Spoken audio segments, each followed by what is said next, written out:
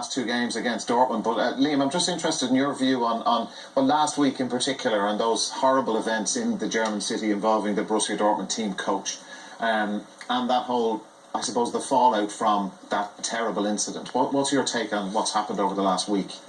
In relation to this fixture? This tie, yeah. Yeah, I think it was very unfair to make them play last week. I think I watched the match. I felt the players were in a state of shock, to be quite honest. And well, there must be regulations that UEFA have to say, well, if the game is postponed for another reason, we've got to play it the next night.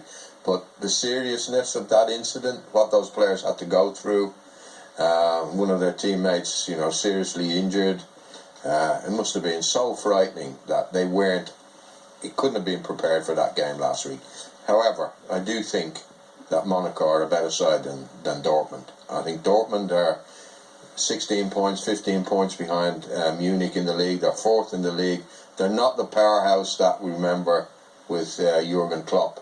I think the club has had difficulty keeping hold of their best players, and I think Monaco, forget about the incident if you can for a minute, I think Monaco are the better team than Dortmund. Actually, Monaco, Eamon, are going to have some job keeping a hold of a lot of their players come the summer. Yeah. There's a lot of really young, exciting talent there. Yeah, Mbappe, who scored that amazing goal at the Etihad against Manchester City, they were most impressive against Manchester City. They're young, they're fearless. The coach has done a great job there, to get them into that mentality against, bigger clubs, bigger teams. That ground only holds about 15,000 people, and so they have to be a selling club. So there's talent there. They're very, very exciting. The two games against City were very exciting indeed. And Falcao was such a great player.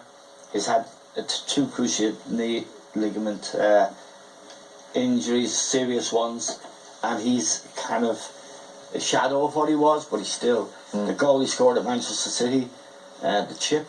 It was so beautiful.